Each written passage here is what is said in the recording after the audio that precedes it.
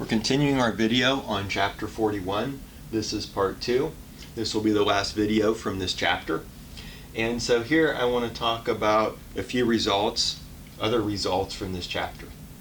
So theorem 322, the integral from a to b of f of x dx is the same as the integral from a to c of f of x dx plus the integral from c to b of f of x dx.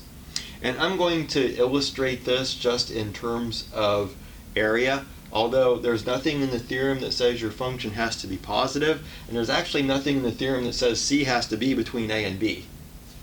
But we have our function y equals f of x. This is easier to see in terms of area.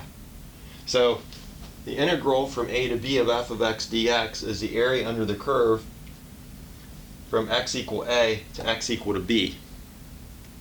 This integral is the area under the curve from a to c, and this integral is the area under the curve from c to b. And visually we can just see that the area of this region plus the area of this region is the area of the whole region bounded by the curve y equals f of x from a to b. If you want to get a little bit more technical, and I'm not going to go through all the technicalities of this proof, when you write this in terms of sums of limits, in terms of the definition of integral, remember if your function's integrable, you can make your partition any way you want as long as the length of that partition goes to 0.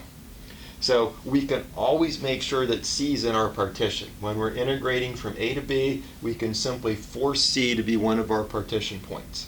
By doing that, we can then separate the sum to say, okay, that's just integrating from a to c, and then integrating from c to b. Another nice theorem from this chapter is theorem 323. If f is less than or equal to g of x, then the integral from a to b of f of x is less than or equal to the integral from a to b of g of x. Nothing in the theorem says f and g have to be positive. But it's easier to see when we draw the picture if they are, because again, the integral is the area under the curve, and so if f is greater than g, then of course the area under the curve from the x-axis up to g is greater than the area under the curve from the x-axis up to f. If they're not positive, if they come down here, well, you can take your max and your min values. You can take your min value of f, shift your function up like this, so that they are above the x-axis. But in the theorem, there's nothing saying that f and g have to be positive. It's just easier to visualize if they are. Theorem 326, if y equals f of x is even, and you're integrating from a number to its opposite. So remember, we did that with one of the examples from chapter 40. In the chapter 40 video, we integrated, I believe, from -1 to 1 of an odd function, and we got 0. That was one of our examples. If you integrate from a number to its opposite of an even function, that is the same as if you integrate from 0 to a and then multiply by 2. And if you think about this in terms of the area under the curve, well, the area under the curve from -a to a is just 2 times the area under the curve from 0 to a.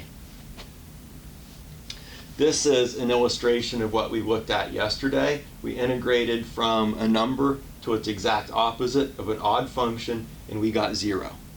That always happens if you have an odd function. And if we think of it this way, an odd function is symmetric about the origin. And so if you think about this in terms of areas, and again, like we did here, you can chop your interval, when you chop your interval up into subintervals, you can make sure c's there. We can always make sure that 0 is there.